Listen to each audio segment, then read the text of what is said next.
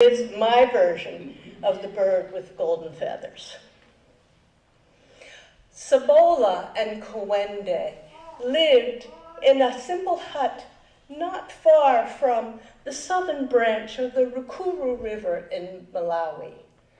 It was a hard life. Everything they had, whether it was to eat or to build their hut, they had to go and find and get themselves, whether it was going and searching in the forest, or as Kawende did, hunting, or as Cibola did, keeping a small garden. Everything they had to work very, very hard for. Cibola's garden was very small. She had to bring up water from the river because the spring that once had run not far from their hut had dried up. And so it was a great deal of work just to get the plants to grow. Both of them secretly thought about what the day would be like when they came home with nothing at all. When that day came for Kawende, it was not like anything they had expected. Kawende came dancing into the hut. "Ah, Cibola, our worries are over. I have the way to wish for anything that we need."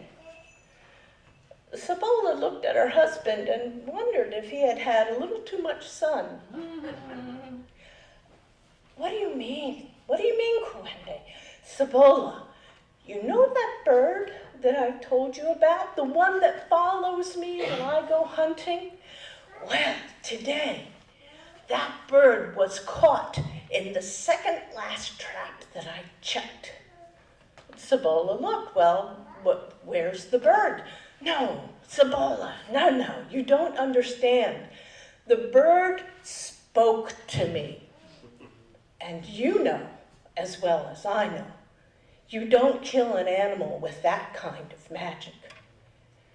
The bird told me if I would let it go, it would give me 2 golden feathers that I could use to wish for anything that we needed.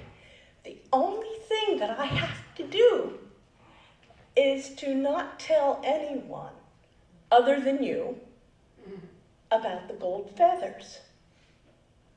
Let's see if it works." He reached into his game bag, and there were 2 beautiful golden feathers. They looked as if they were made of solid gold. Kawende took a breath. I wish for a bag of maize." Now, maize is corn. I wish for a whole pile of yams, and I wish for a good piece of meat to roast over our cook fire. "Look, Cibola, there, right by our fire, there is everything I wished for." And from that day forward, anything that Kawende wished for appeared. He couldn't be happier. He didn't have to go hunting anymore. And he spent a lot of his time down by the spring, which had began running again. Their life became much easier, but Cibola was worried. How would you explain having all these things if you don't have to go out and work for them? How would they explain having all these things? Weren't their neighbors going to get suspicious? So she started sharing out a little bit of whatever Kawende wished for, just hoping that their neighbors would be happy with sharing in the abundance. One morning, as she was finishing her chores, Cibola heard Kawende's voice from the spring. She couldn't hear the words, but she knew that tone of voice. She knew that her husband was bragging about something, and she was worried. So she picked up her clay jar and went down to the spring. And when she got close enough that she could actually hear the words, oh, there he was, There he was.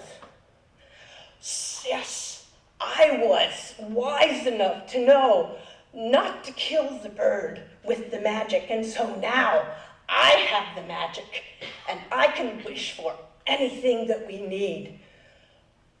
Sabola inched into the crowd with her clay jar and grabbed her husband by the elbow and pulled him away and got far enough out so that no one could hear her and said, "What have you done? What have you done? You weren't supposed to say anything. Oh, Sabola, you worry too much. Do you see a bird around here? I don't see a bird. How can the bird hear me if it can't even see me? And besides, I didn't say the magic had to do with the feathers, so I didn't break my word." And off he went. Sabola took the clay jar, sat down by the spring. "Oh, great magic bird, if you can hear my voice, please know, my husband's a good man, but even a good person can do foolish things. So forgive him, please." She took her jar and filled it from the spring. It was a good thing that she did, because the next day, the spring stopped running. The next day, the feathers didn't work anymore. The next day, they both realized that they were going to have to go back to working hard for everything they had. So,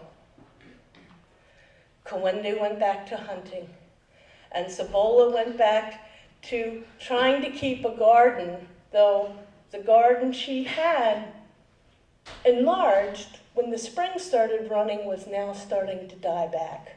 She had to go back to the river again for water. And they both wondered how they were going to handle this adjustment. It was so hard going back to the way things used to be. Once things get a little bit easy, it's really hard if you lose out and you have to go back to how hard things once were. They worried for each other. And Sabola was not surprised when, on a balmy afternoon, she was hearing arguing voices coming from the forest. She knew Kawende was out hunting, and so she ran out there as fast as she could. And there in a clearing was Kawende holding off a dog. Oh, you fool, take this dog back!" When he saw Kawende, his face just fell. "Oh, Kawende. Oh, Sabola. I thought I was going to get that bird to give me 2 more feathers, but this fool released the dog, and I had to let the bird go. I couldn't let the dog kill it."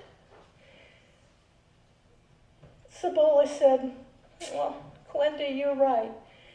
Don't worry. Yes, you had to let the bird go. You couldn't let the dog kill it." As she looked up into the trees, there she saw this glorious bird. She had never seen anything like it before. It was as big as a peacock, and all of its feathers were gold. It looked to be made of pure gold. The bird looked down at them, and she sighed and just said, "Kawende, we were blessed to have the magic once, and we'll just learn to go on as we did before." At this point, the bird spoke. "Sabola, I heard your words as you spoke to me by the well, and I hear the wisdom of your voice now. And so to you, Sabola, I will give 2 of my tail feathers. Now, you do not have to keep it a secret. Obviously, that's not going to work. But what you should know, and what everyone else should know around you, is that my feathers will only work for you. And with that, the bird plucked 2 of its tail feathers and left them at Cebola's feet, and then turned